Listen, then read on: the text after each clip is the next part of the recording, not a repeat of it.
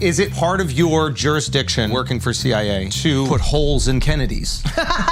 First of all, we don't call them jurisdictions, we call them authorities. What a strong denial. I want to tell you why I think you're still part of the CIA. I am not a part of CIA. It's not true. It's not called the CIA. It's just called CIA. I'm going to get you to call it the CIA, and I win. Then I'm the super spy. There's a presidential election coming up in November. There is no good outcome. Trump said, you guys are a bunch of idiots. You keep calling me a Russian spy. All of a sudden, that called into question whether CIA even knew what they were doing. He chooses not to use CIA. Private intelligence can do things that national security can't do. Aliens, UFOs, real or not? UFOs are real, but they're not alien. It's us. Did you ever kill somebody? I cannot answer that question in great detail. I can say that I've never intimately killed anyone. What I think is going to happen is Zelensky and Netanyahu are going to get political sanctuary asylum in the United States. The United States can't let Zelensky die. Everybody knows Putin wants to kill him. What do you think happens? In Israel Palestine?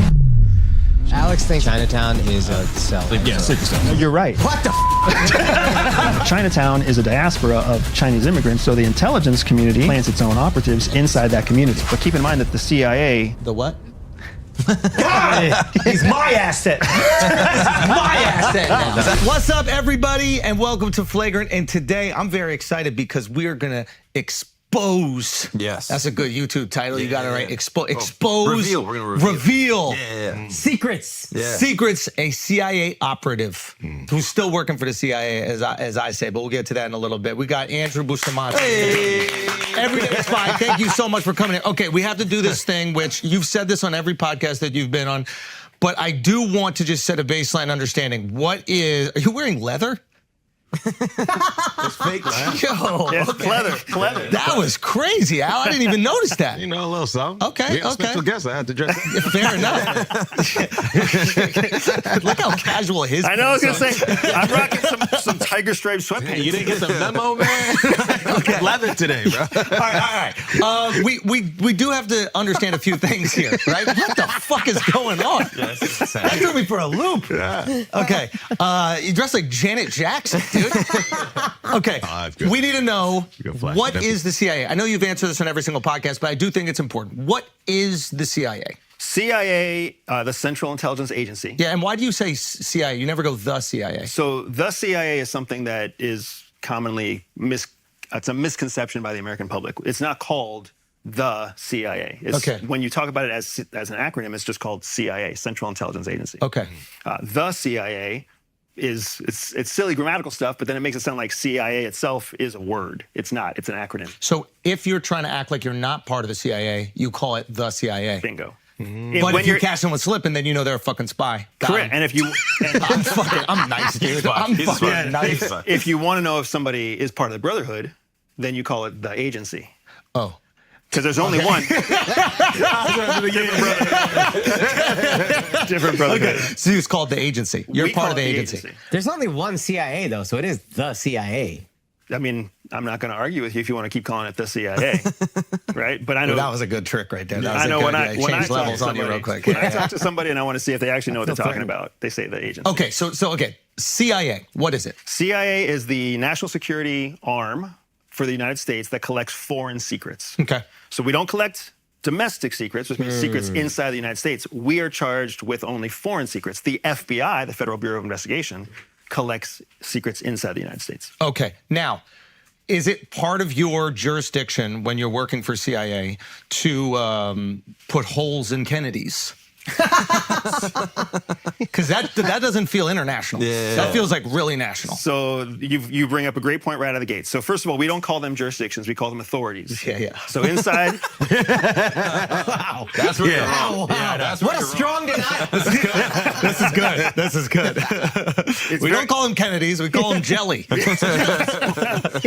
have an issue with what you just said. we have authorities, and authorities define what we can and can't do. Okay. Right? That's what makes us different than, say, police jurisdictions. What can you not do? Because it feels like you we guys can do a lot. Yeah. Central Intelligence can do a lot because the agency is charged with foreign secrets, and foreign secrets don't violate American citizen rights. Which is why when you hear about like, oh, you guys sell drugs in the Middle East, and you guys do this, and you guys do that, and you run cocaine, like, fuck yes, we'll do whatever we need to do if it keeps Americans safe. Got you, but you can't do any of that stuff here. Correct. Now, there's also an important divide that happened in 2001, 9/11. I mean, right here we're in New York, so Yeah. we all remember that day well. Prior to 9/11, you had a very different CIA than what you had after 9/11. How so? Because of the 9/11 Commission. Okay. Keep in mind that 9/11 happened because CIA fucked up. CIA and FBI dropped the ball. You know what we're talking about, right? Yes. Wait, why would he know? need to do that. Why would he know? Yo, wait. Why would he know? Are gonna think Wait, hold on. Hold on He one knows because second. he's saying yes. Okay, now I'm nervous. Yeah, No, I thought that too. I thought that too. Did you know about it?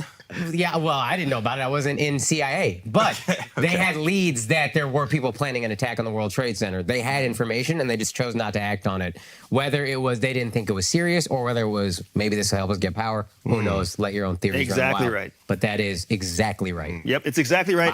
And he even said he's not Too smart. much on that. He even said Yeah, you can't be 100% right on that one. Yeah, what the hell? It feels like you would need insider information to be 100% right on that one. That's the inside information. They knew what was happening. I know CIA. He inside looks like information. them too. all I'm saying. Two is the it's true though. funniest It's true though.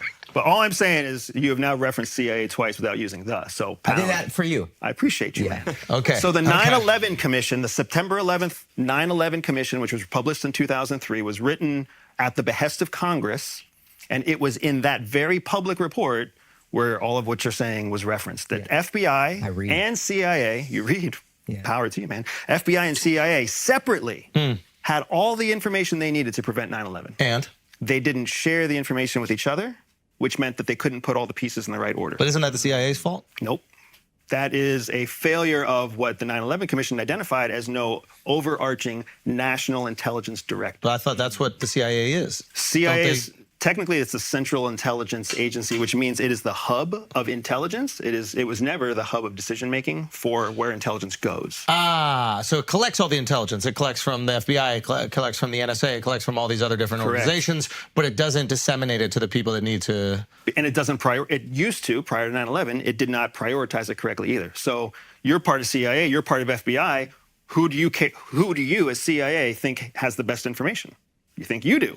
So when he sends you a report that says some shit's going to happen, you're like, that shit's not going to happen. I got my intel. My intel's better. I want to get into, that's something I want to get into, but Sorry, continue though. on this for real quick. Continue making this point. Okay, Yeah. so what changes after 9/11? So But I want to get into it. After 9/11, Congress basically comes in and says, CIA, the blood's on your hands. FBI, the blood's on your hands. You both failed America because you are continuing to prosecute intelligence like it's the Cold War. And you've ignored terrorism. You've ignored the development of authoritarian regimes. You've dropped the ball. So now we are going to step in and force you to evolve. So then from there, was the birth of the National Director of Intelligence and an overarching authority for all the intelligence community that now does have the jurisdiction or the responsibility of saying, CIA, you must listen to FBI, you must prioritize this, you must do So now that. instead of kicking information to each other and ignoring it, they have to go to this overseeing board, and then the overseeing board dictates what actions they need Correct. to take. Who? Got it. That's the National Director of Intelligence. Who appoints that person? Are they appointed? The president. And can the president appoint a new one, every new president? Correct. I don't believe it. Okay. I don't believe that we are going to allow a new dude to come in, set up shop every 4 years, maybe every 8 years, and expect that company to function properly. That's not how companies function properly. McDonald's wouldn't function like that. Exxon wouldn't function like that. He could be a you need figurehead. well, that's what I'm trying to say. You need long-term vision. This is what I hoped the CIA was doing. I hoped that the president of the United States was a figurehead and that you guys were actually keeping the fucking train on the tracks. So you're thinking about CIA as a company. CIA is a federal. I'm going to get you to call it the CIA today. Then I win. Then I'm the super spy. CIA is a federal government organization. So stop thinking of them like Exxon and think of them more like the local DMV. When was the last terrifying. time you went to the Yes. That's terrifying. And that's what people need to understand, right?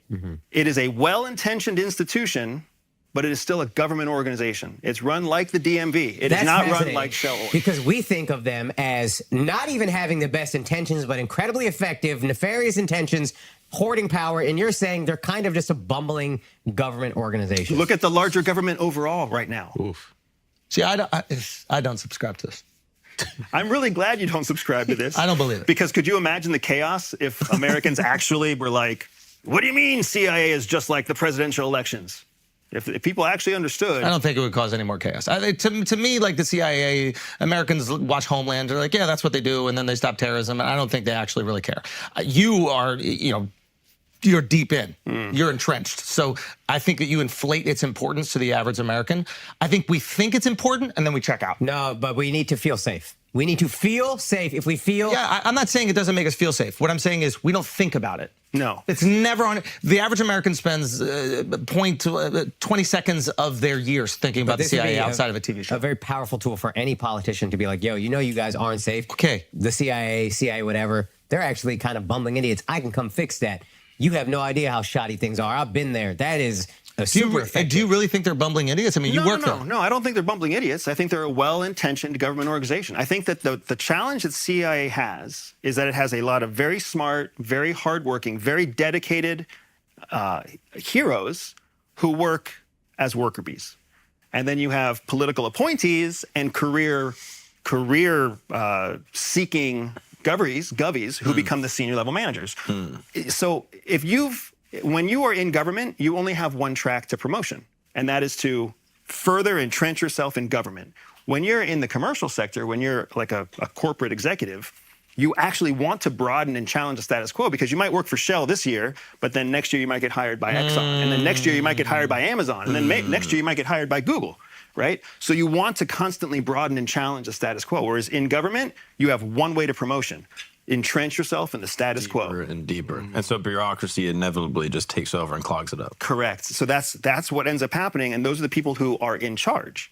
And then you've got this whole workforce at the bottom that has to decide, what is my career path going to be? Do I entrench to try to climb, or do I bail the fuck out? And what you've seen ever since the Trump election in 2016 is a mass exodus of people in the intelligence community, because Trump challenged the intelligence community, just like you said, right? And once he challenged it and said, you guys are a bunch of idiots, you keep calling me a Russian spy, all of a sudden that called into question whether CIA even knew what they were doing. Okay, I want to talk about the Trump thing. Trump steps in and he chooses not to use CIA for his intelligence. Right. He openly says that? Correct. And then who does he use? He commercializes, he hires commercial intelligence. Wow, that For was my example, next. like, do you know James Baker? Yes. So James, who used to work for the CIA, Yep. like you, used to work, and now he has his own private intelligence firm. So would Trump, I love James, by the way, great guy. We called him for the Netflix show, 100% still works for the CIA. 1,000%. I love you. He's so fucking talented. Like, he can host a comedy show. He'll be on Fox News hosting a show, but 100% still works for the CIA. And that's like the best position, which I think you also do. But we'll get to that in a second. Now, he would hire him and then get his intelligence from him in his company. Right. Got So it. the reason that works, the idea of commercialized intelligence, or private intelligence is what it's called on the inside. Private intelligence is a successful business model, because private intelligence can do things that national security governance can't do. For example? The war on drugs. It's very difficult for you to get congressional funding to fight the war on drugs doing things as inefficiently as the federal government does them.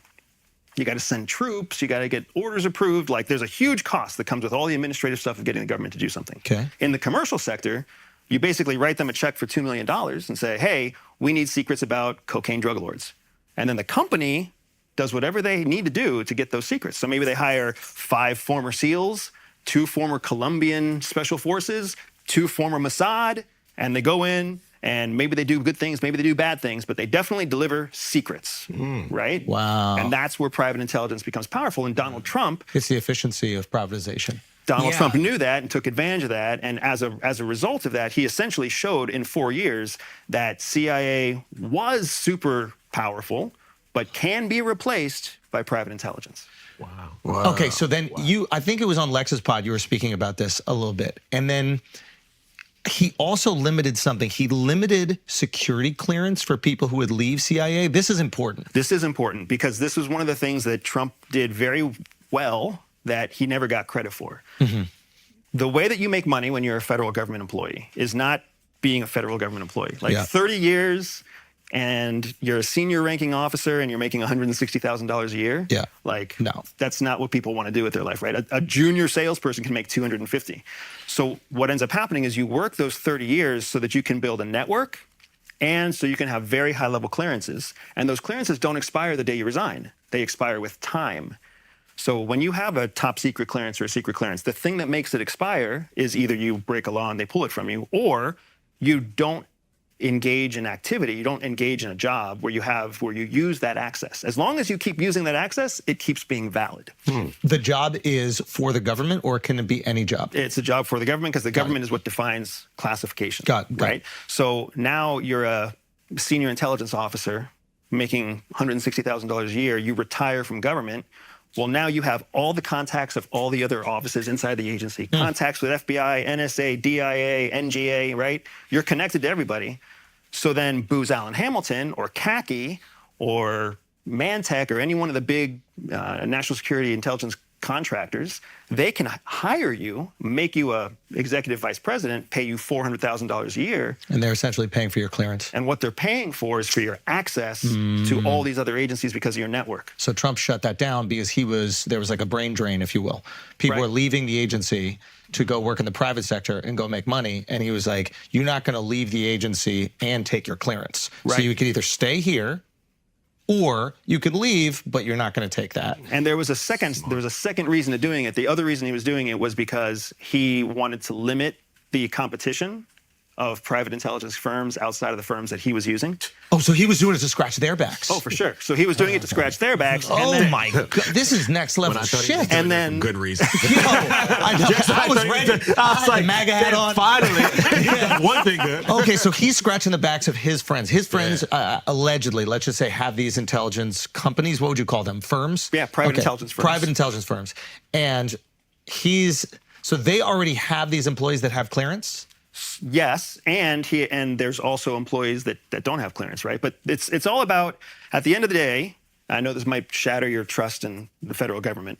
It's still a good old boys network. It's still who do you know, who do you trust, and who's going to be loyal to you when people turn on you. That's still very much how the government works. Okay. And that's just because it's hard for the government to evolve. It's not like the commercial sector that can evolve very quickly. It has to. You said there was a mass exodus when Trump came into office. Is it the older people that are like by the rules, or the younger? It's the younger generation. And why? They were leaving. The younger generation's leaving because they're asking themselves the What's question. my future? Wow. And my future's in the private sector. I'm out of this. I can make 30 more years, money. I'm not going to be able to take my clearance with me. I'm going to make no money for 30 years and then not even have the balloon when I retire of private security. And what does their career look like? Their career looks like serving a federal government that can't tell its ass from its elbows. Yeah. Right? And don't forget, too, that from 2016 to 2020, during that Trump administration, he didn't trust the CIA.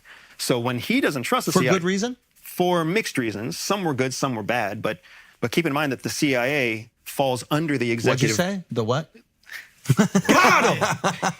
Got him! Well done. He's my asset now. This is my asset now. Is that Let's how it go. works? Keep going. That's all it is. He's like a Pokemon? That's all it is, bro. You slowly get them to, what is it, get on board? What is There it? you go. There you go. Oh, fuck, yeah. I got worn down. That's it. That's it. But you keep in mind that CIA, CIA. right? CIA falls under the executive branch. There's three branches of government, right? The executive branch, the boss is the executive, the president. So when CIA Isn't can't, listening to the boss. the boss doesn't fund them. So when the boss says, I don't need you, I'm going to cut your funding, now all of a sudden your operations get cut.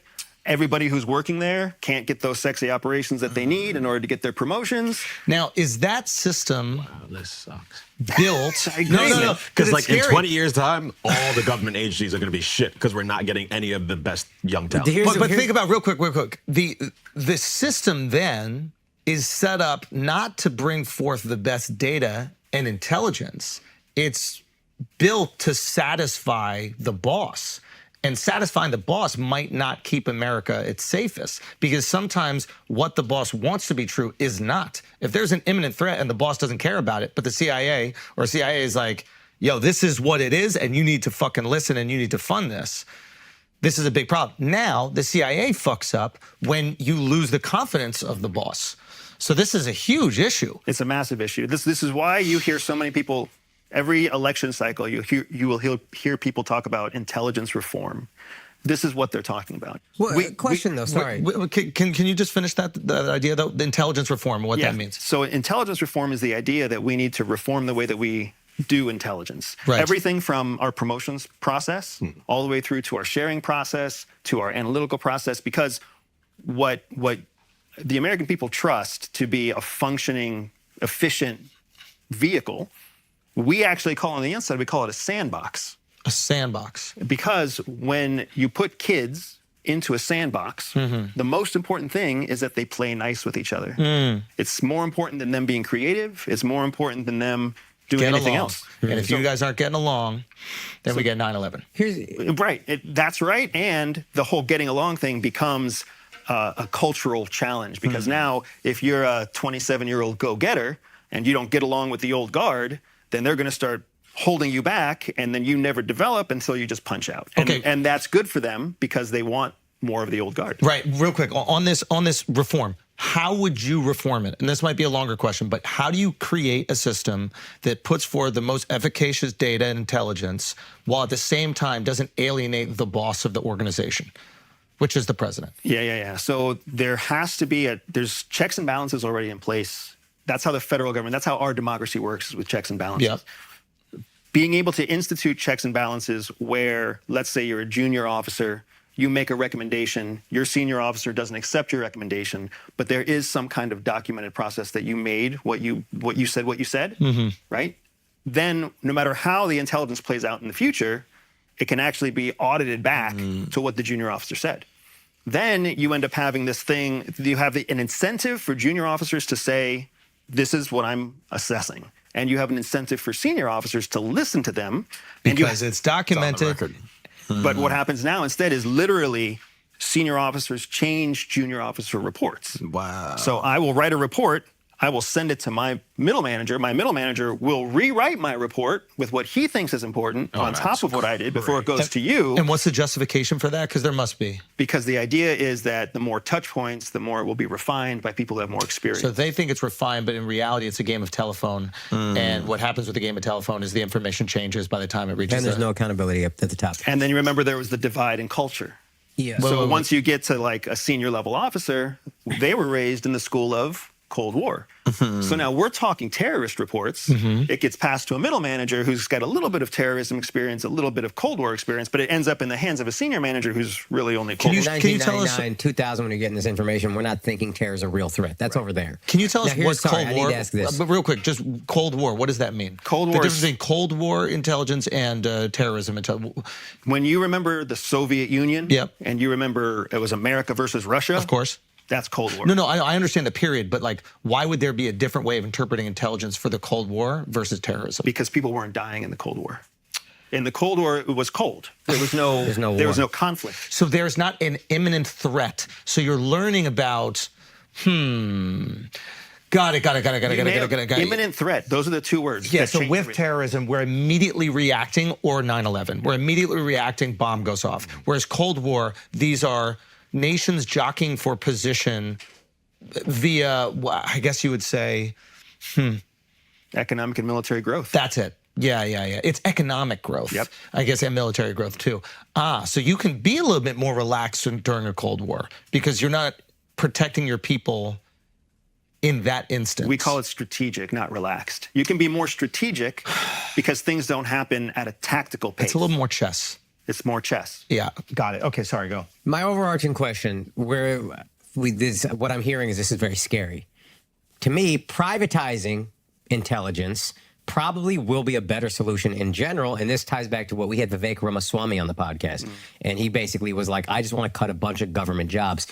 People who I think are small government, they might have distrust. For me, it's just government has no incentive to be efficient. There is no profit margin, whereas a private organization, we always got to be efficient. We always got to be the best. Our business is literally on the line. Right. We will go broke. Right. I don't see a real problem, and you can tell me where I'm wrong. I don't see a real problem with let's just privatize intelligence because that's probably going to run the most efficiently. The real problem with privatizing intelligence is then you open intelligence up to marketing. Yeah. Marketing are promises with no meat. Yeah. So really what needs to happen is a checks and balances, like we were saying before, where there's a government held accountable for the intelligence, but the highest performing bidder is the private intelligence firm. Think of it like a plumber.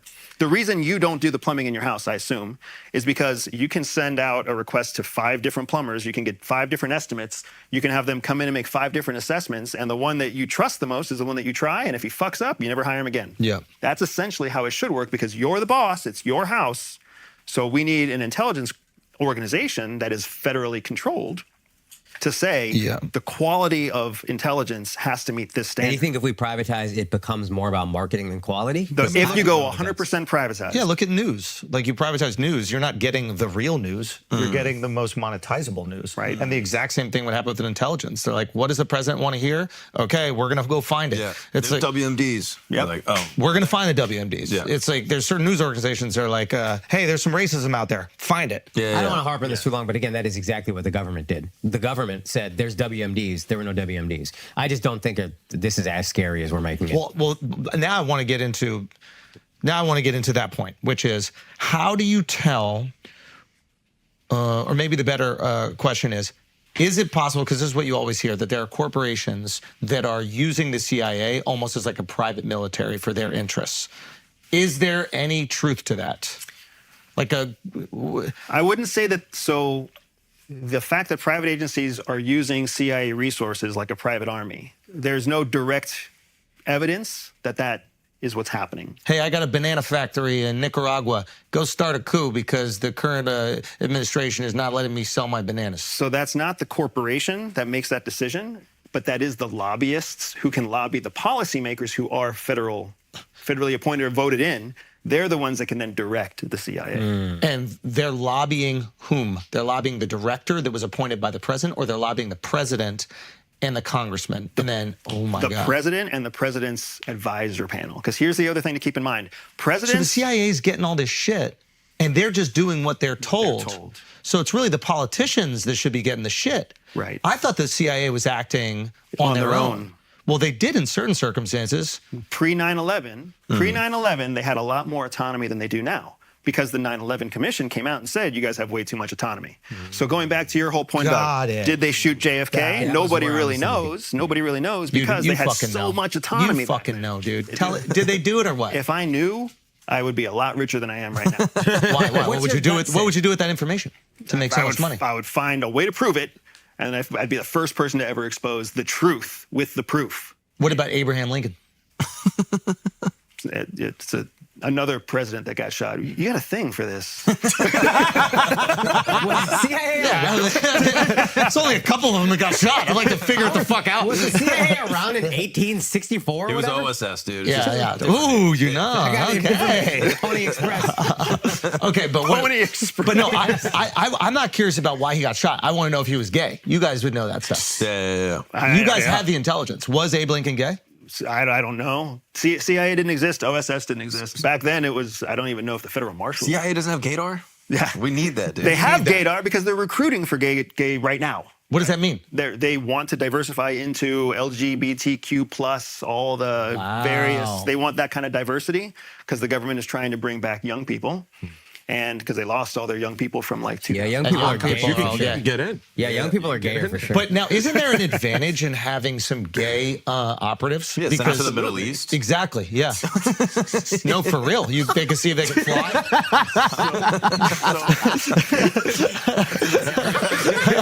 It turns out we can't fly. It's a good experiment. Yeah. No, but maybe you could use them as. I know that you say that in the CIA you guys don't use the honeypot thing, but like that would be advantageous. You go to the Middle East, you're like, hey, like I'm kind of half gay, and if there is some Sheik out there that is a little bit gay, he might feel a little bit more safe getting his cheeks rinsed by a guy who's not from there, who's not going to tell anybody. Right. So here's the. And now he's an asset. Here's the interesting thing that people don't understand about CIA. Yeah. CIA has always been one of the most diverse workforces in America. You need to. Always. You're getting intelligence from out there. You said that helped you get hired. Correct. I'm a brown dude. Yeah. You're actually good. I'm ambiguously brown. Yeah. So nobody knows where I'm from. I mean, I did not have good grades in college.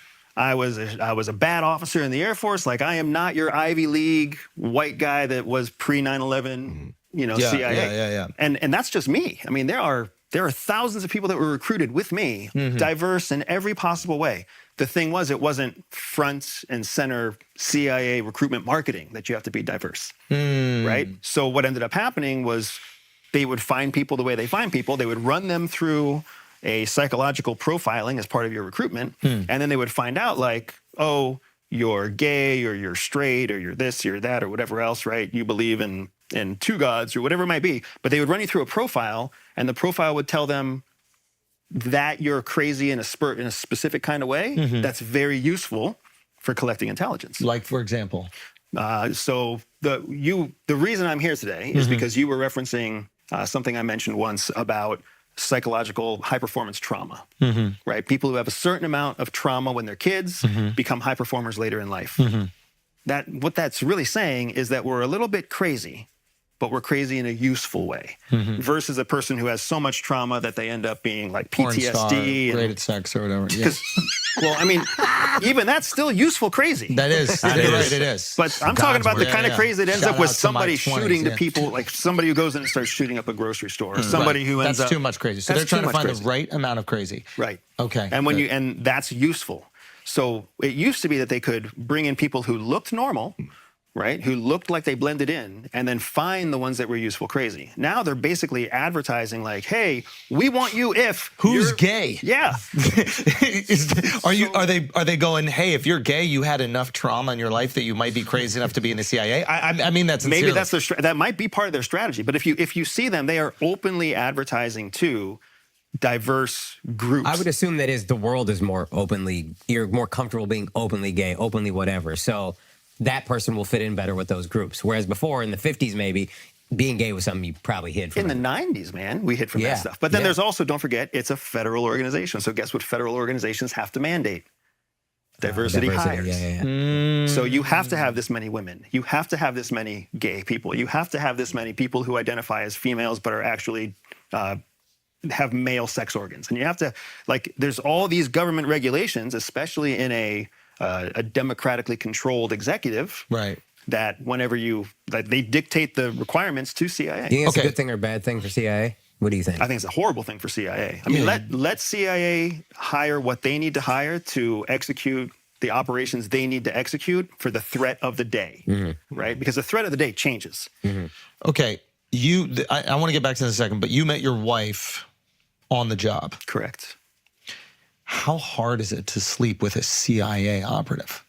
I mean, are you talking about how to actually sleep with a CIA operative, or like when we say sleep with a CIA? No, I mean like she sees all your fucking tricks. Yeah. She's trained in the exact same way. That makes it really easy. What? That makes it super easy because the hardest thing to do is lie and hide.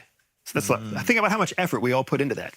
In my marriage, that effort's gone. There's no reason to even try. And even worse than that is my wife can read my body language. So she knows when you're lying. So she knows when I'm uncomfortable. She knows when I'm sad. She knows when I'm stressed out. Like, she actually knows it because she can actually read it. So it makes the fact that I'm like an open book to her super, super easy. And so the it's fact that not she's an open stressful. book to me is, no, it's Do not CIA stressful. marriages tend to last longer? They last until the job starts to interfere with the marriage. CIA has one of the highest divorce rates in all federal government because when CIA officers, when they marry each other, they reach that point in their career where it's like, are you going to choose career or marriage? And that usually for those people, they choose career. Yeah. And then if you're a CIA officer who marries a non-CIA officer, you forget still it. reach the point in your career where it's like, why are you working all the time? I can't really tell you. And then it splits off. You guys could share what you were doing with each other, or were there limitations? So my wife and I had the benefit of meeting and marrying each other when we were in different offices, but then there was a change in operational priorities that actually put us into a tandem that's couple, so we fine. operated together. Wait a minute, you guys were partners on the job. So you were pretending to be married and married? We didn't even have to pretend. We just actually were married. But you were using pseudonyms, I assume? We were using a structure of cover legend Yeah. that was more robust because we had actual documentation behind it. Who's the easiest race to trick? Smith. Why'd you look at that? He drops his bombs under his breath. What'd you say? Mr. and Mrs. Smith. But who is the easiest race to trick? So if you're talking about ethnic race, Yeah. So ethnic races, it's really difficult because it's based on education. But when it comes to race as a sub-context of nationalistic pride, it's Americans. We're the easiest ones to trick. We're the most ignorant culture in the world. That's fire. Number one. We're always number one. Nobody can top us. And that's a big part of the reason. We're the best. We're the best. Tour announced. Edmonton, Canada, July 12th. Shane Gillis and I are coming up to do the Great Outdoors Fest. It's going to be wild. Tickets go on pre-sale Thursday, March 14th, 10 a.m. local time. So go scoop those up. The code is outdoors, okay? Go scoop those up before they're gone. Get those immediately. Edmonton, that's going to be fire. Also, a bunch more dates for the Life Tour. First of all, thank you guys so much for selling out the shows in San Francisco. It's been crazy. April 5th, Houston, okay? We added more seats. Go get those immediately. April 13th, Charlotte. We added a second show at the Belk Theater. Go get those. April 18th, Nashville, the Opry House. Go get those. That's going to be wild. And April 19th, the Moody Center in Austin. Go get those. April 20th, the second show in Phoenix. Get that as well. And June 9th, Vancouver, we are adding a fourth show. So keep your eyes and ears peeled for the announcement for that one. TheAndrewSchultz.com for all the tickets. Go get them. Thank you guys so much. Let's get back to the show. Guys, only real announcement, Gaslit. My full special is on YouTube right now. Go watch it. If you have already watched it, watch it again. Tell your friends to watch it. Shouts to Prize Picks for helping me pay for this special. Otherwise, it would have cost me an entire mortgage. But we got to give them their views. So please check it out. Also, if you want Gaslit merch, it's available on my website. Only dates this Saturday, Dania Beach in Miami, April 11th through 13th, Tempe. But my merch, ticket dates, everything, even the full special, akashsingh.com, or just go to YouTube. I love y'all. Thank you. Thank you. Thank you. Thank you. And are you picking this up when you're on the job? Are you like, do they teach you these things or these human behavior patterns that are like in a notebook that you're learning? Like, how do you get this kind of wisdom? So CIA trains through a method called just-in-time learning, also known as experiential training or experiential learning. So they'll teach you a concept academically. You'll learn a concept, slideshow or classroom or whatever else, and then you'll go out and you'll practice that concept in a scenario. So with an actor or with a role player. Oh, okay. You're not just going to a coffee shop and doing it. And then once you have shown that you understand the concept in a role play, you're in the real world doing it. And that's how you cement a skill before you come back. How much are these actors fucking with you in these? Like, how tricky are they making things? Yeah. So do they even know? Oh, yeah. Because Because the actor's blind in it. they're not actors like you're thinking of actors. They're role players, meaning they are CIA officers Got it. who have already been through the ringer, and now they're helping to train the next generation. Is this at the farm? So correct. The Farm is our training academy. And there are multiple schools that we have. The Farm is the most famous. But that's where we go through. That's the most practical, real-world example of our full experiential learning cycle. Could you give us an example of one of these exercises? Sure. So there's one of my favorite exercises is a free cup of coffee exercise. So you have to get a free cup of coffee. But there's certain stipulations. You can't ask for a free cup of coffee. You can't trade somebody for a free cup of coffee. But you have to get a free cup of coffee. Can you be a woman? Many of them are born that way, yes. So unfair. Okay, go on. So what you have to do is they will teach you, like, here's how you create reciprocity, and here's how you create interest, and here's how you create value for somebody in excess of what a cup of coffee costs. And then here's how you put yourself in a position with somebody where they connect on their own through some kind of, what was the movie with Leonardo DiCaprio? Inception. Yeah. The essentially the real world version of Inception. What's it called? Neuro-linguistic programming or something like That's that? what some people call it. But you're basically planting an idea. You're priming an idea. Yeah. So here's how you prime someone for an idea where they are like, I just had a great conversation with you. I want to buy you a cup of coffee. What a fascinating way to break down human behavior. If I want a free cup of coffee, I give him value emotionally that is worth more than a free cup of coffee. Or intellectually. You give me value in the way that I care most about value. And then leave a gap where they can fill it. Now, the cup of coffee you're getting from a stranger, not from the person at the coffee shop? Mm-hmm. Correct. Okay. Oh, I thought you have to charm the barista. You can. If you find yourself selecting a coffee shop where you don't have other people in line. Okay. Being in line with somebody is a benefit because you got what we call time on target. But when you go up to a barista, how long is a barista used to dealing with a customer? It's 12 seconds. How are you going to create value in 12 Oh, seconds? wow. How big is the farm? Is it like Westworld where it's just like hundreds of people like just living in a scenario? I mean, essentially, it's a base. The farm is a giant retired military base. Instructors live there, students live there, contract personnel stay there for long deployments. Like it's a self-contained place. And they have total control over your entire student experience there, which is how you can go through this kind of So training. that coffee shop is an actual coffee shop. Like Outside. Outside, like in the movie The Recruit, like you have to go and get someone from the Okay. bar and get them out. What's the? Okay. Have you ever had like a really awkward exchange when you're trying to practice something that you learned? Yes. We would call it in comedy bombing. Have you bombed? Bombed. Okay, tell me about a bomb. I bombed a lot of Okay, times. tell me. Well, hopefully not real. Yeah. You can't say that. No, Allah Akbar. No, but yeah. So I mean, I've bombed in the real world. Like with this coffee example, Yeah, give me- it took me yeah. 6 attempts before I got a free cup of coffee. And what happens the first attempt? What do you? So I think the first time I went there, I tried to talk to a barista. Okay. And I tried to just show up and be like, "Hey, I've got this thing," and I went looking for like a wallet. Like, "Oh, I don't know where my wallet is," and she was like, "Well, I can't give you any coffee." without a Oh, wallet." you tried to guilt her. Yeah, I was just trying to be like, "Oh, Not very out of the effective. nice." It's not very effective. It's not part of the training. I hadn't internalized the concept yet, right? So then I went another time, and I was like with a dude and trying to talk to a dude about stuff that I was not connecting with what he cared about.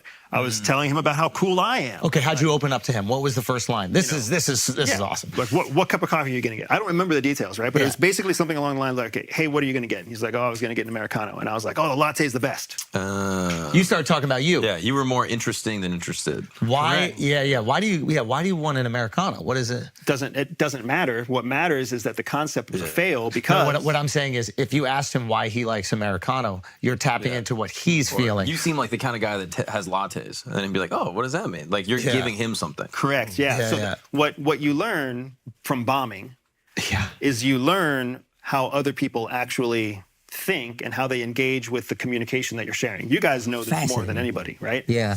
Because when you start to engage with somebody about what they're interested in, now all of a sudden they don't see you as a threat or an outsider. They see you as like a friend. Yeah. You make me feel good about me because Yes. you're asking me questions about me. I like you. Yes. Right? I trust you because you're saying things about me that I also believe. And that's how you get to a place where after 6 minutes in line and you get up to the front of the line, they're like, "Can I buy you a cup of coffee?" Do you remember the moment that you were asked? Absolutely. Okay, what happened? How'd you do that? So it was a much older lady. It was like a lady in her 50s. You son of a bitch. Son of a bitch. Okay, good. and we had been in line. you just whipped it out. You're like, you seen one of these lately? I like mocha latte. Okay, go. So much. So it was a much older lady, and we were in line, and it became very clear to me that she liked to talk, but nobody would talk to her. So then I just kind of sat there and let her talk. And everything that she brought up, her grandkids, her kids, her cats, her job, I just asked a follow-up question. I was like, "Oh, that's interesting.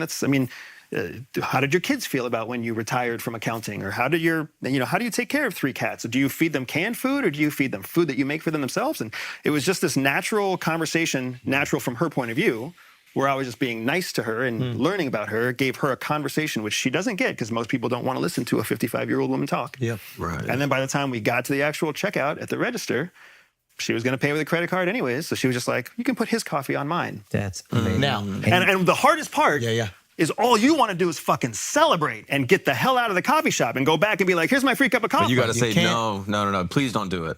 oh wait a No. minute. You say yes. Coffee. You say, "Oh, that was very nice of you," and then you sit down and you have another 2 or 3 minutes of coffee with her because you've got to find an exit. That is normal. Positive. And amicable. Now. Okay, you get this success, you get this positive reward, right? Like you said, you want to just run back to the office and be like, "Yo, I did it." Is that ever met with a sense of guilt as I potentially manipulated another human being? I love that you're asking this That's question. great.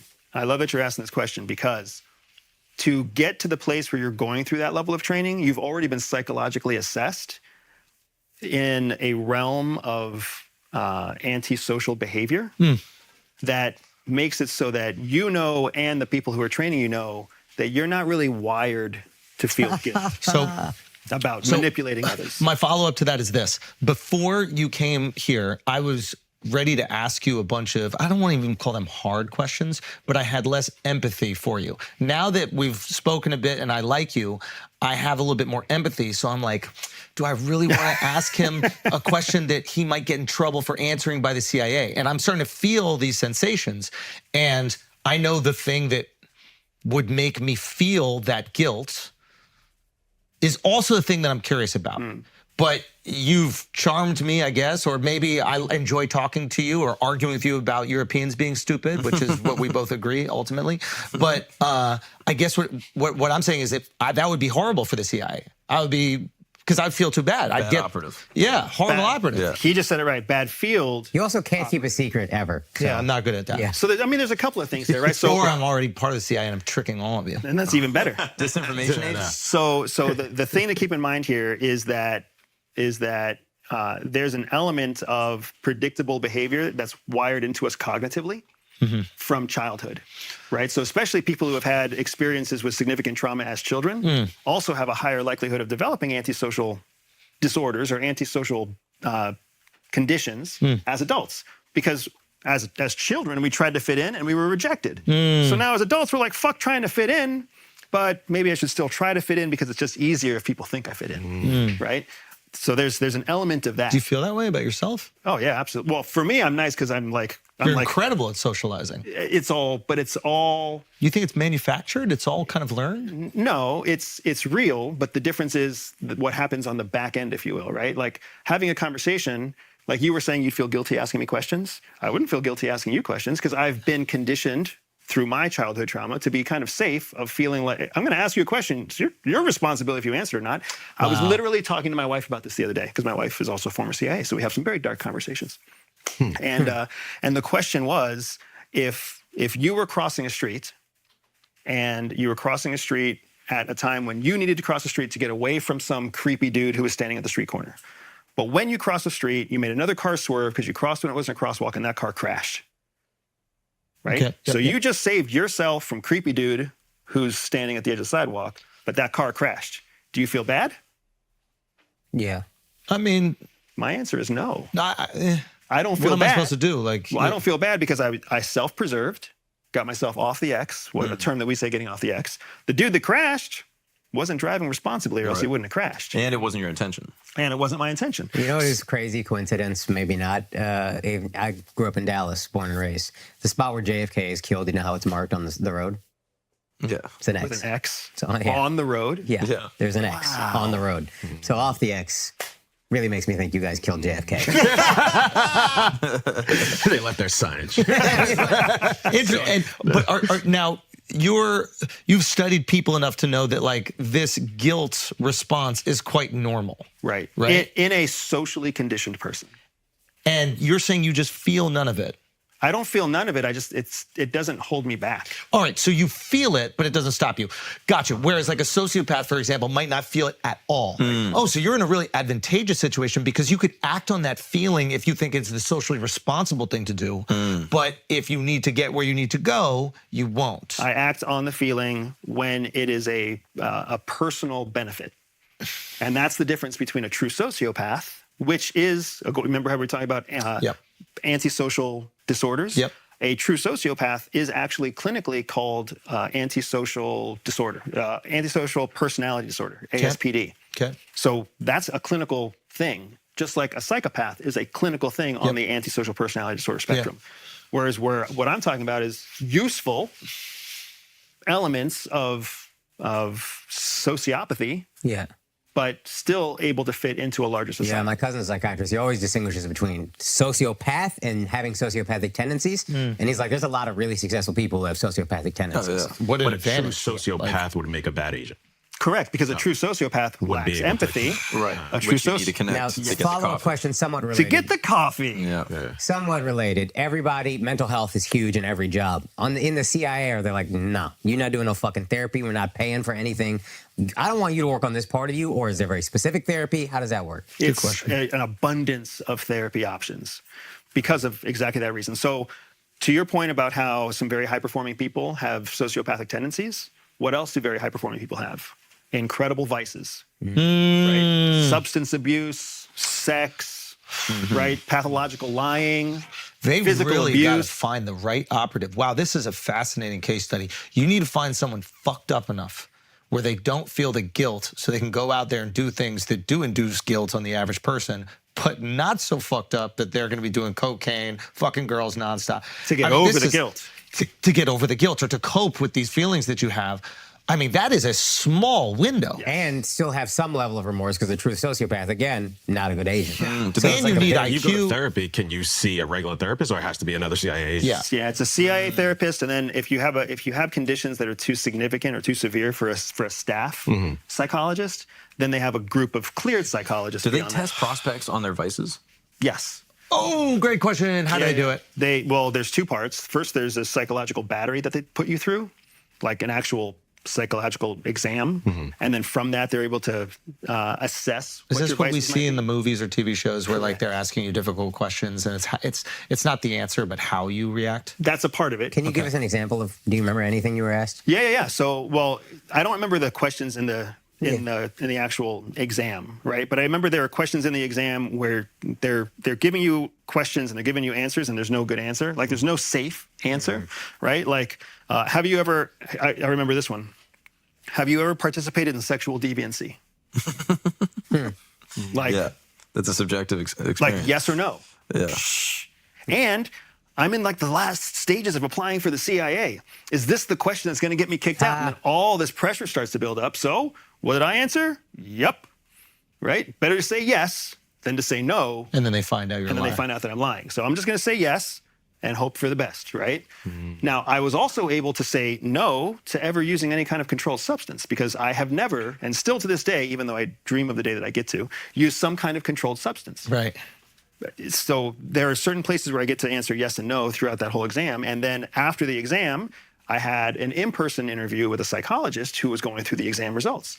And that psychologist was like, can you please share with me your sexual deviancy? And I imagine that part is even more important than what you actually put on the paper. I don't know because I never got the insight into how they recruited us exactly. But now you're sitting here face to face with somebody, and the one question that spiked you during the exam, they're asking you to your face. And again, you're like, I'm not much closer to being a CIA officer. So then you're like, well, I've always wanted to do this, and I did this, and I've tried this, and I've tried that. And then at the end for me, the dude was like, none of that's deviancy. Yeah. It's like, oh, sweet. So like 2 girls at once and sex parties and whatever. None of that's deviancy? He's like, no. And I was like, score.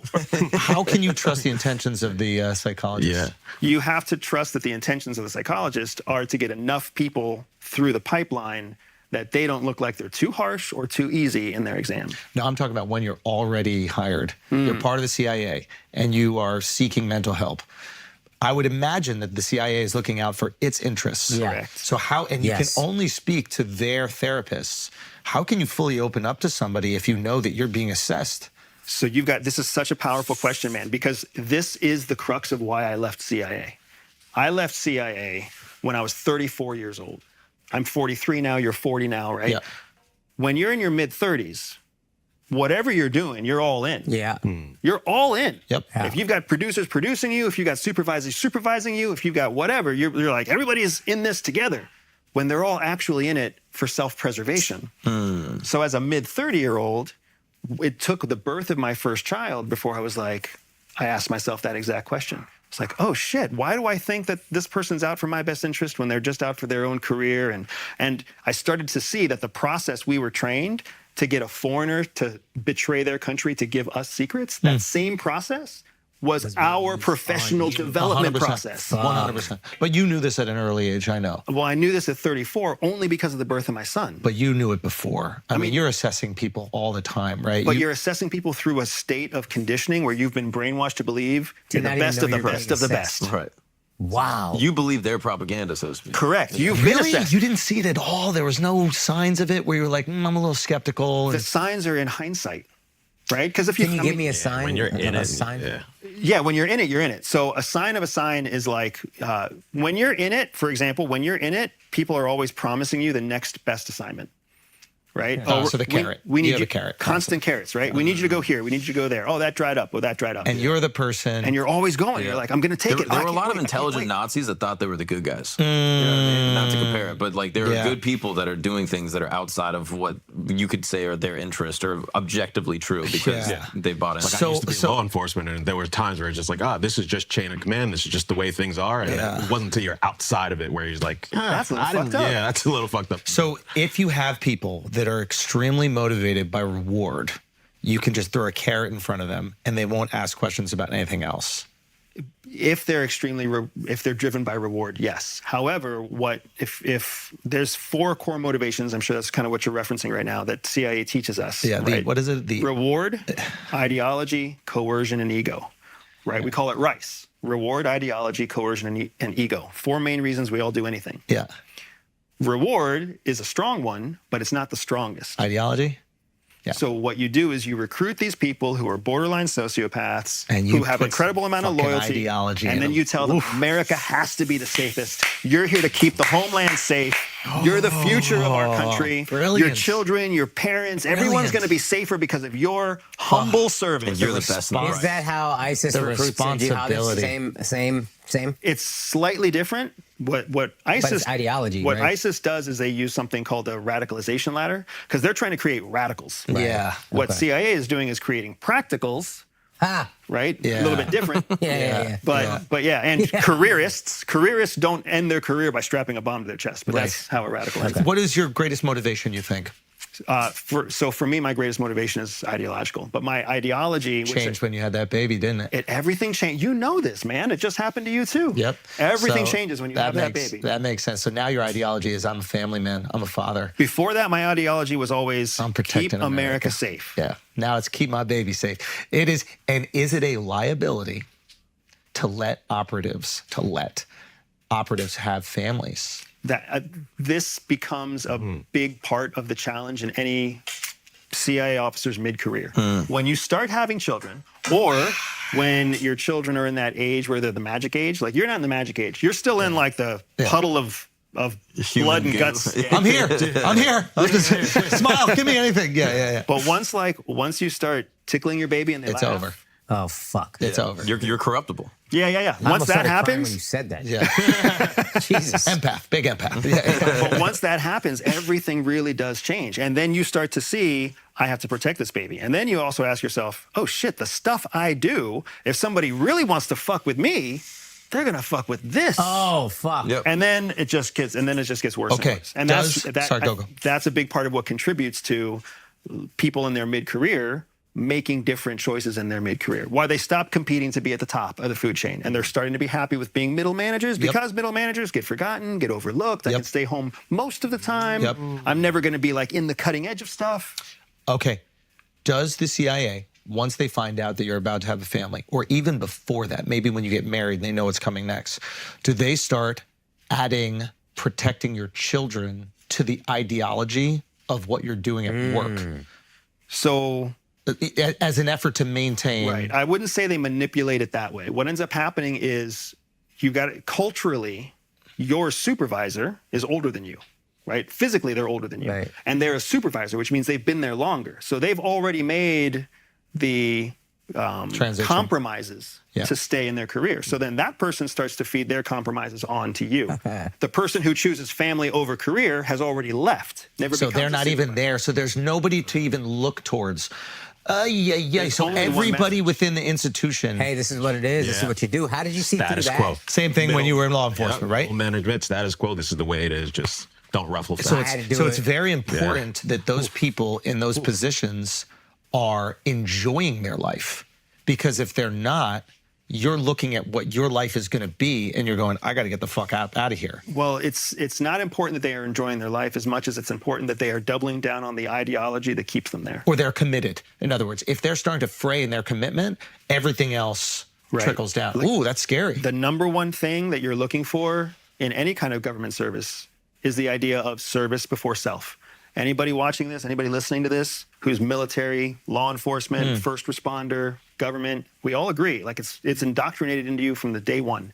service comes before yourself. And what makes somebody, what is the character buildup or personality trait buildup to have service before self? It's just a matter of commitment, like you said. It's understanding that your discomfort and your opinions and your anything that makes you unhappy is less important than servicing the mission. But is there a trauma that you go through that would induce this personality type? Is there something that happens in your life where you can predict this? Sort of, yes. So when we go back to that whole idea of childhood trauma, what the outcome of childhood trauma is that you need an invisible authority to approve of you. Yeah. And as long as, and the challenge for us all is growing up in that world, you never know who that invisible authority is, so you're always seeking it.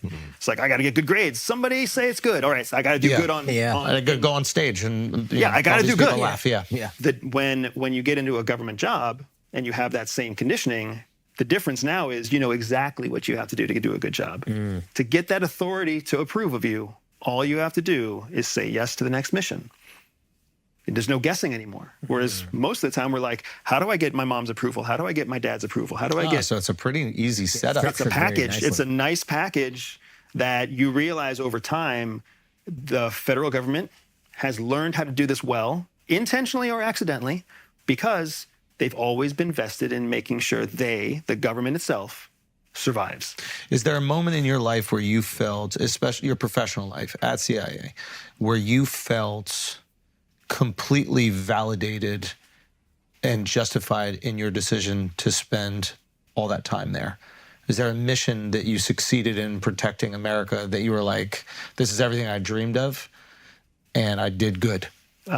So yes, there is one. And that one is the one I was actually referencing before we turn on any cameras. So I'm trying to get a book published. And it's been a 2.5-year process because CIA was on board with the book and then changed their position as it got closer and closer to publish. And why do you think? I think geopolitical concerns around the world changed, and then the mission that I was part of became more sensitive to them publicly. So now they're pushing back. So I actually, after I leave this interview with you guys, I head up to Washington, D.C. in just a few days to sit with CIA to actually hash out how much of this book are you going to keep pushing back on, how much of this book are we going to be allowed to publish, and will we need to involve a court to get this to move forward? Okay. Right? Now, so that's Sorry, I have to pee. go. So the answer to your question is yes.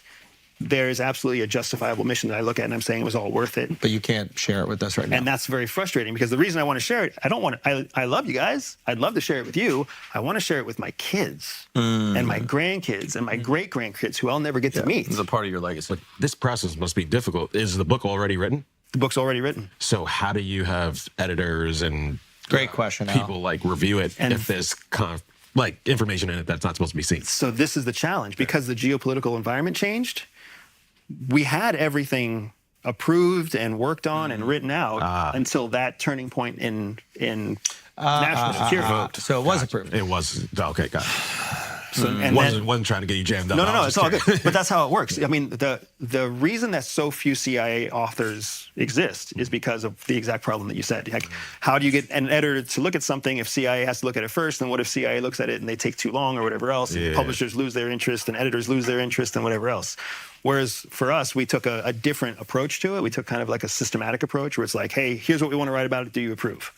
Here's our outline for what we're going to write. Do you approve? Here's our summary for each chapter. Do you approve? And they approved every step of the way until we came to a point where there was a book proposal that they had previously approved in all previous versions, but a change in national security priorities kind of changed the whole sequence. How do you feel about whistleblowers? I have a very difficult time accepting whistleblowers. Why? Because I think that whistleblowing... Let's name names. Okay, so ask what you really want to. I just want to know that's really what like Julian. We're talking about any of these guys. Snowden, right? Snowden's one. There's many. Snowden, There's many, right? Yeah. So when a whistleblower blows a whistle because it is a true infraction of American freedoms and every other option hasn't worked, then a whistleblower, that's what a whistleblower is intended to be. That's why the law protects whistleblowers. When they can prove that they've tried every other official channel, they can't go to jail. They're protected by law. What happens is people get either too afraid or too lazy to go through every other channel, So they go right to the press. That's the wrong kind of whistleblowing, because that whistleblowing results in more damage than good, right? Snowden is one of those examples. He did not try every possible avenue internally before he went to the press, which is why the law can't protect him anymore. Yeah. And then he immediately ran to our enemies. Which further proves... It's like, what do you really want here, bro? Correct. Yeah, And we've seen the same thing with UFOs, and you see the same thing with national security. You see the same thing in police departments and educational departments.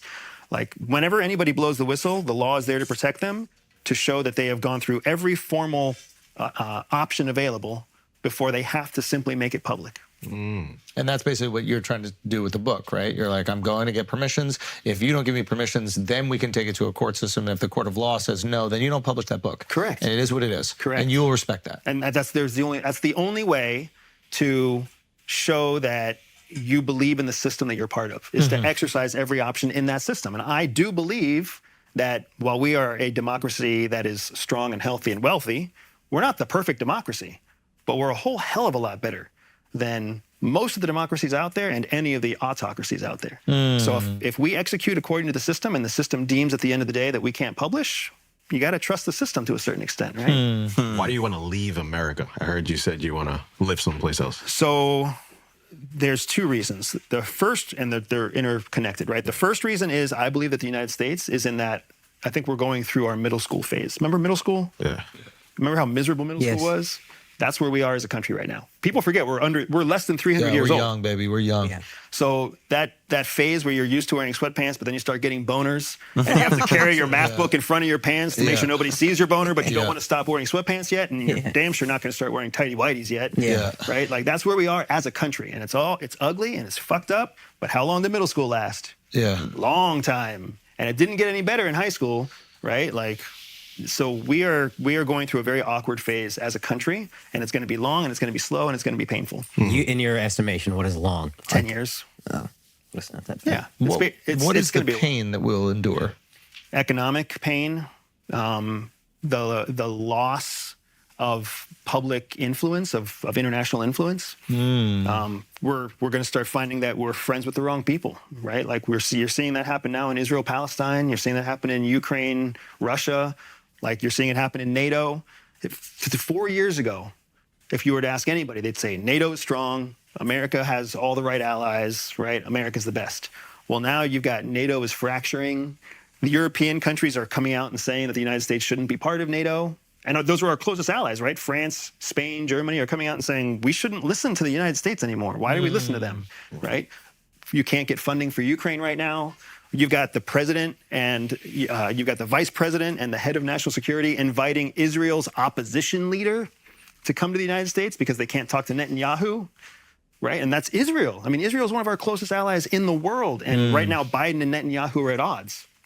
So you see this playing out. And this is just within the last, 6 months to 2 years.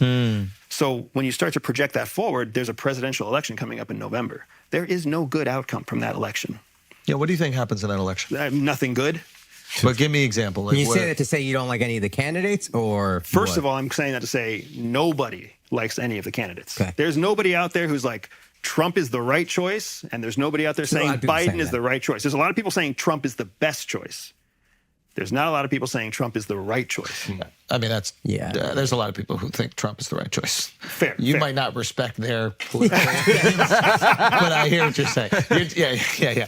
You're talking about people with geopolitical expertise. They might go, "Hey, this guy isn't right for the job," but he does have a lot of fans that are just incredibly fair point. enthusiastic about him. Yes. So yeah, I think what we're going to see either a Biden administration or a Trump administration or some sort of emergency administration that happens because of something completely unforeseen on both sides, right?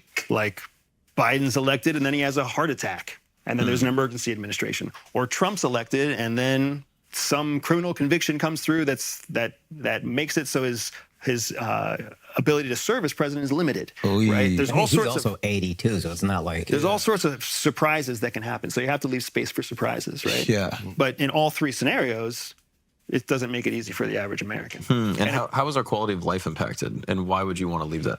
So I want to leave because I want to leave in the next 4 years, or in about 4 years, because it's not my quality of life that I'm concerned about. It's my children's opportunity. And whatever comes next in our country, one way or the other, the generation that's going to pay the penalty is our children. It's not us. Well, sorry, here's where I'm stuck. I thought you said it would be about 10 years, the awkward phase. Right. What do you think comes after 10 years? Is it not good? After 10 years, it's going to settle out. It may settle out to be good. It may settle out to be not good, but a new normal will emerge. And then we'll be able to I will reassess whether I want to come back and play out that new normal here or play out that new normal somewhere else. All right, guys, let's take a break for a second because, listen, a bunch of you have a bad habit that you need to stop. And the best way to stop a bad habit is you replace it with a healthy one. And that's what Fume here is going to help you do, okay? You're going to give yourself lung cancer, emphysema, heart disease, or God knows what else if you keep with those bad habits. Instead of quitting cold turkey, which is damn near impossible for a lot of people, here's your solution. It's Fume, okay? It's not about giving up, it's about switching up. Fume takes your habit and simply makes it better, healthier, and a whole lot more enjoyable. Fume is an innovative, award-winning, flavored air device that does just that. Instead of vapor, Fume uses flavored air. Instead of electronics, Fume is completely natural. And instead of harmful chemicals, Fume uses delicious flavors. Listen, you get it, okay? Instead of bad, Fume is good. It's a habit you're free to enjoy and makes replacing your bad habit easy. Your Fume comes with an adjustable airflow dial. This thing right here, it also is great for fidgeting. You hear that nice little clicky sound. It is a phenomenal way to pass the time and not succumb to those bad habits. The taste is excellent. I like the mint. There's a bunch of great flavors. You can try all the great flavors.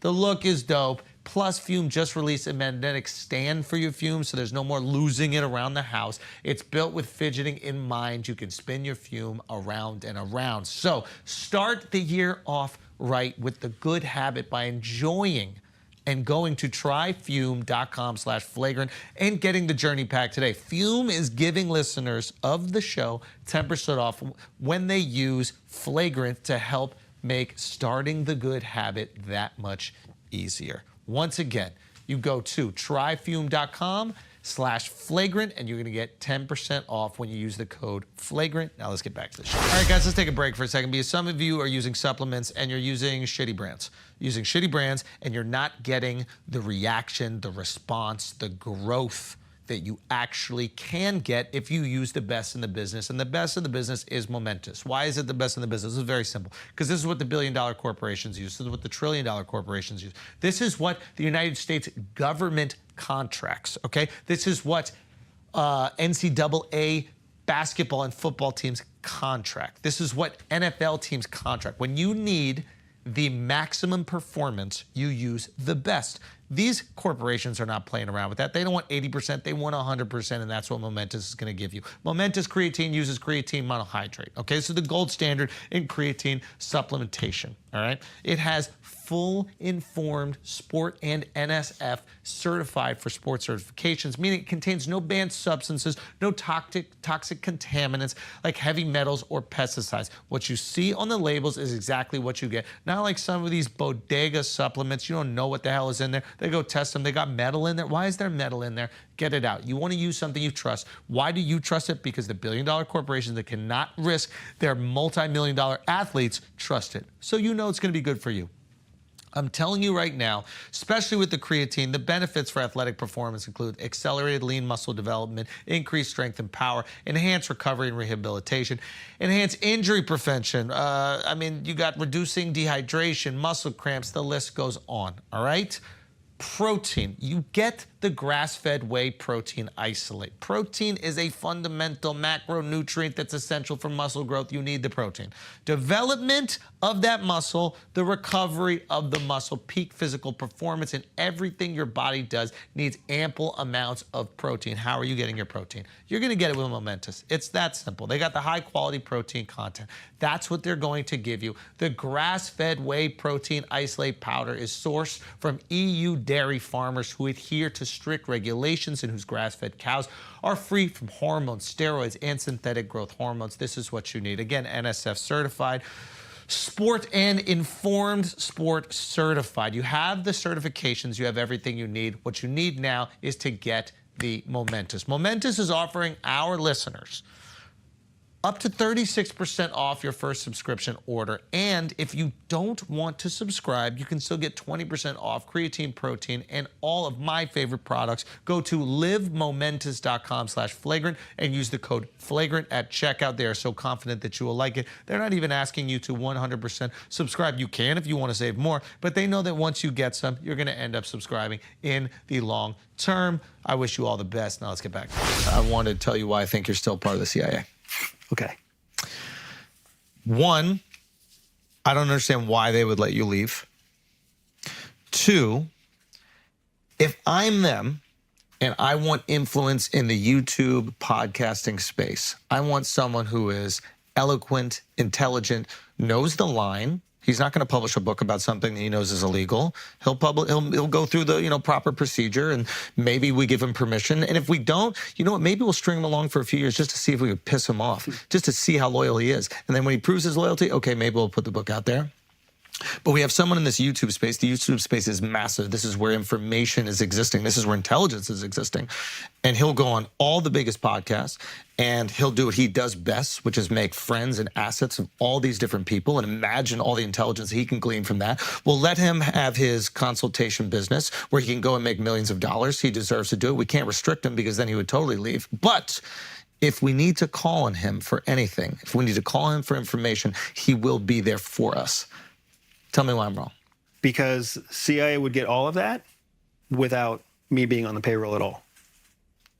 So they are getting it. If they ask for it, but they don't ask for it. So I'm not part of CIA. Until when? But that's Until when? You're thinking of CIA again like it's a corporation. Yeah. A corporation would take those steps because it'd be worth the investment. Yeah. CIA is the DMV. The DMV would not take those steps. What about right now? CIA as a bureaucracy, they are very confused about what to even do with me. Yeah, what do they think of you right now? Have you spoken to them at all? Yeah, it's a mixed bag. It's a split decision there. Can you give me both sides? What Yeah, they're saying? so there is the one camp, which is the older school camp, which believes that anything we do that capitalizes on our service and our time at CIA, and using the term CIA is just us shilling out our background to try to make a buck. So that's the negative side.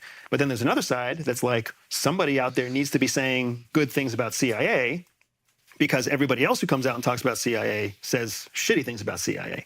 So we've got a foot in both camps. There's a PR war going on here. Right. And I don't necessarily think that you do bad PR for the CIA. Like, I'm kind of, like, if you saw Homeland, which I assume the CIA signs off on some level, or? It's because it's not written or authored by a CIA officer. Yeah. There's no requirement for CIA to chop off on it. Oh, wow. Well, that shit is exciting.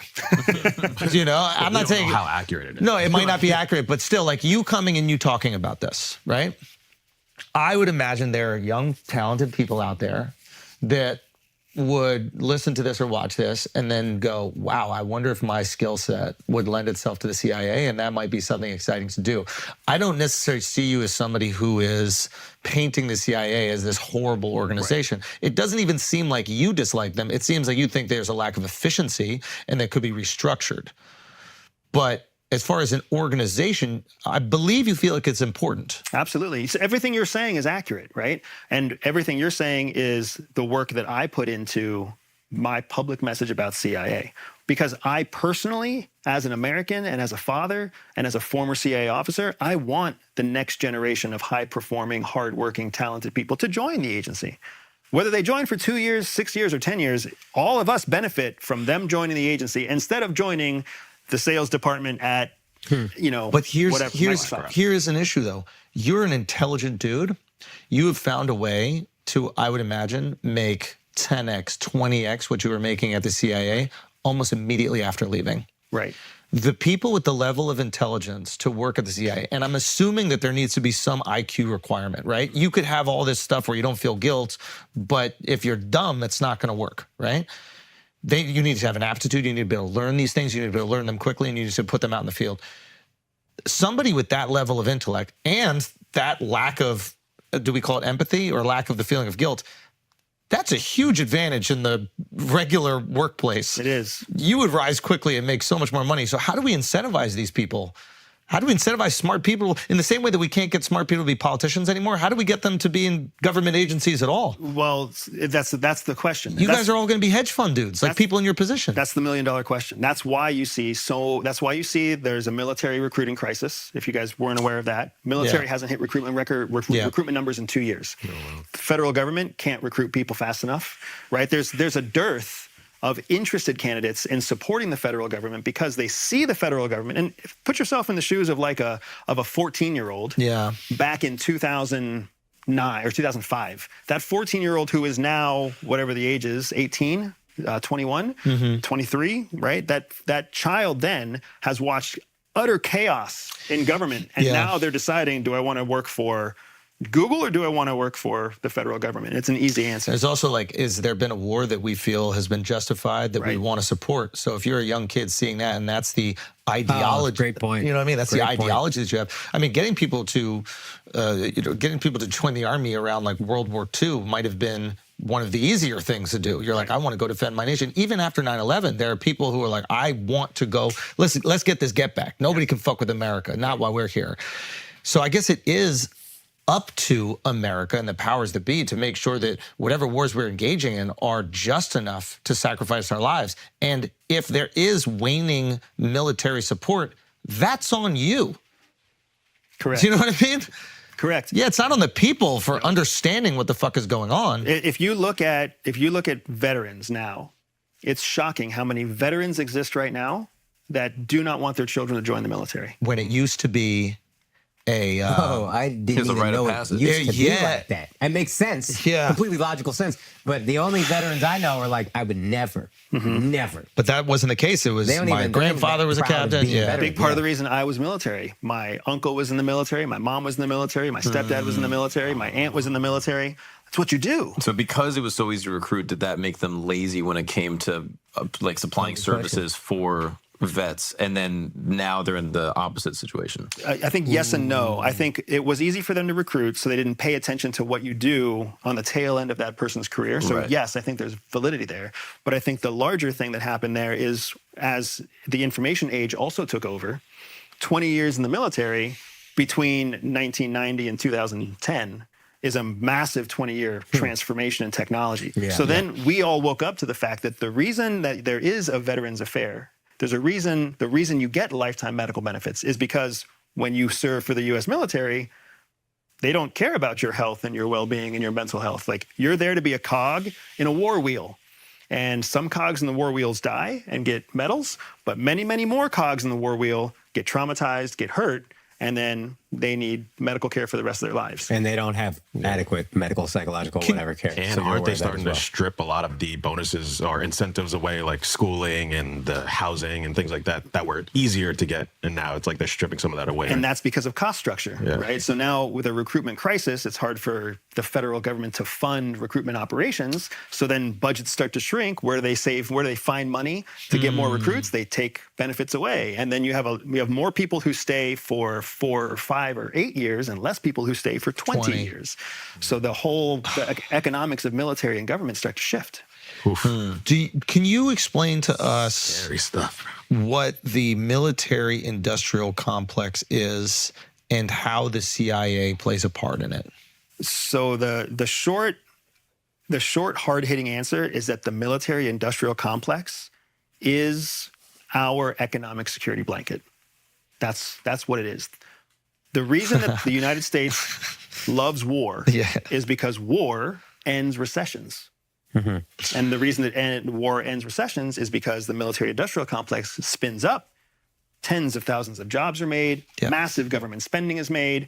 People make a whole hell of a lot more money. More taxes is taken. And then all that military-industrial produce, all the production, isn't just for us. It can be sold to the UK. It can be sold to France. It can be sold to Germany. It can be sold to Israel. It can be sold to Saudi Arabia. Now you have Arabia. money coming in. Yeah, and you have money coming in. And the people who are, when foreign countries buy American goods, what denomination do they use? What currency do they use? American. So then how do they get American dollars? They got to buy them shit. American dollars. And then as you buy American dollars, it takes American dollars off the market, which does what to the value of your currency? Increases the value. It's net. It's like a triple threat. It's like Justin Timberlake, man. I mean, this is really well said. So I think that's why the yeah. military-industrial complex was designed, and it's a big part of the reason that Eisenhower warned against it. Yeah, his speech when he left office. Yep. It was like, once we create this beast, you can never put this back in a box. It's always going to be there, and it has contributed to our wealth over time. Yeah. It is the thing that China is trying to do right now. The thing China is trying to replicate is its own military-industrial complex, so because it has watched us leverage it for economic and international gain for the last 30 years. Now, doesn't it need war in order to properly utilize it? It needs conflict, exactly right. My understanding with China's foreign policy that it wasn't conflict-based. It was more like investment and infrastructure-based. That the worked. Silk Road Initiative. Belt and Road. Or what is it called? Belt and Road Initiative. Belt and Road. Yeah. BRI. Okay. So China's from 1990 to about, or I'm sorry, from 1980 to about 2010, China was primarily focused on Belt and Road Initiative, on diplomacy, economic diplomacy, and that's why you saw what they call the China Miracle, where China went from, I mean, speaking of per capita, China went from $537 annual income per capita to $5,000. Wow. Yeah, think about that. Yeah, I mean, a starving population to cities popping up everywhere. Right. Unbelievable, yeah. So a 10x change in the average household income and the average person's income in just 30 years. And we're talking about 1.4 billion people. We're not talking about a country of 1 million people where you can get that change. Okay, so you're saying. So they were engaging in that, let's be the world's producer. Let's be the world's warehouse and the world's workforce for a long time. Well, when Xi Jinping took power, he started to say, well, what are we going to do for the next 50 years, which is why he came up with the 50-year plan. And when he started looking 50 years out, he started realizing that if you're the world's manufacturer, then you're always manufacturing somebody else's goods. And then looking at the United States, we used to be the world's manufacturer. And then we exported that, and we took on tech jobs, and we took on innovation, and we took on innovation. And that is now, what do we export to the world? So now if anybody wants to import an American good, like, yes, they might get rice and strawberries sometimes, but most of the time they're importing financial structures, they're importing technology, entertainment, big stuff that has IP behind it, not actual tangible plastic goods. Interesting. So on the military-industrial complex. Real quick, I just want you to explain. So you're saying now China is going to transition into military-industrial complex, which would mean that they would need conflict. You got to use the bombs, right? So for the last 5 years or so, what we've seen is a really aggressive push for China to change its economic foundation away from being the world's manufacturer and into being the world's tech alternative to the United States. And once Huawei got it. And once competition exists, you can't put that back in a box. So what's different is the United States, we like to win like a good football game. We like to win where it's like, you know, second quarter, like last half of the game, we're 15 points behind, and then we win by 1. The Chiefs Super Bowl this year. That's what we want, right? We want a huge finish, a huge dominant, and everybody talks about it for decades. What China wants is China wants to win like soccer, right? Like small incremental gains until there's parity. He wins the race. Once the United States, who is the world's economic superpower, once we have parity with another country, which is equality with another country, guess what happens to us? Our security status completely transforms. And why is that? Because we're no longer the dominant power. Because there's another alternative you can go to. If there's one restaurant in the neighborhood, that's the only one that's serving the food. They could charge whatever they want. It's like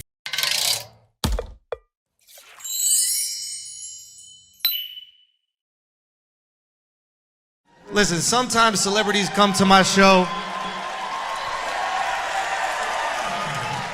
and you were amazing and up. Sit the fuck down. I know your knees hurt. I'm not gonna make you stand this whole goddamn show. You're not smart. I don't think you're smart. I don't think you're smart. If you were smart, you would know that's what's funny about the joke. That's the exact thing that's funny about the joke. But I think your math brain isn't creative enough to understand humor. No, I'm being serious. No. I don't think your brain is made for humor. Like, and you're probably really good at other things, but your brain, I don't think is made for it. I'll give you a chance for the rest of the show to try to laugh, but if you find yourself not laughing, just know I'm not smart enough. That's what you have to remind. And look, there is a place to go if you don't like humor. No, you shouldn't go to hell. Why would you go to hell? That's for funny people. You're not gonna ruin our time in hell too? How dare you, bitch? You gonna follow me to fucking hell, bitch? You out your fucking mind? I gotta deal with you here and in fucking hell?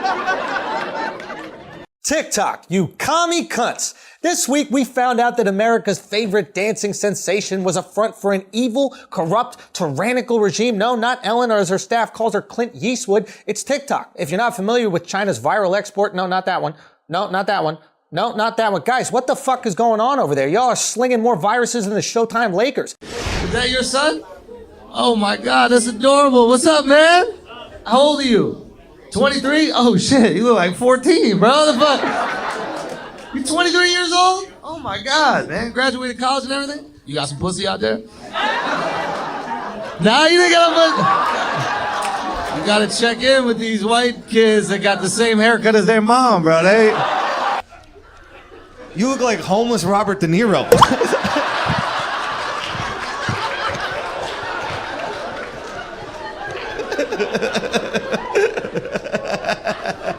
Can you spend some change? Fuck you then, eh? No, what do you do, man? Nothing at the moment? Really? You... I take care of my mom. She's in her 80s? That's a sweet way to say you're unemployed, though. That's a nice... What's in Illinois, though? What is it? Oh, the Rippers? Is there alcohol? You got a great voice. I mean, you're gonna die from cancer soon, but until then, you got a great voice. You heard his voice, bro? That shit was like half Stephen Hawking, half Louis Armstrong. That shit was amazing. You hear that voice right there? It was like...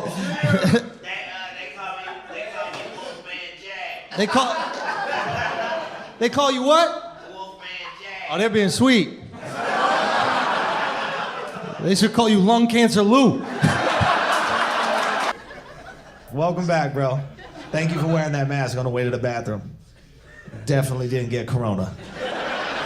You're gonna get it now, 100%, but you didn't get it on your way to the bathroom. You guys are like polar opposites, but you're wearing the same outfit. It's the weirdest thing. Like 100% guaranteed this guy's committed incest, 100% guaranteed. And 100% guaranteed you've never hooked up with anybody, but you're wearing the exact same outfit. The practice absolutely unbelievable! Slow down, bro! Slow it down. You probably got a regular voice, you just speak regular. It's about to squirt out my pee-pee hole! It's about to make a squirt! My pee-pee hole's gonna make a squirt! I feel ticklish in my testes, baby! I feel ticklish in my testy westies! Damn, bro! Today got different heights? Is today like a really religious day that you got the... Are you like the king Punjab? Son, that's a high one. Is that not a high one? Because you never cut your hair, huh? So you gotta wrap all that shit in there, dog. You know what you could do? You could cut it and no one would fucking know. Stop protecting pedophiles. This week, a presidential candidate said the most short bus, extra SAT time, helmet-headed, drool-dripping, extra chromosome, subbed in the last play of the season shit I've ever heard. No, Kanye, not you. Donald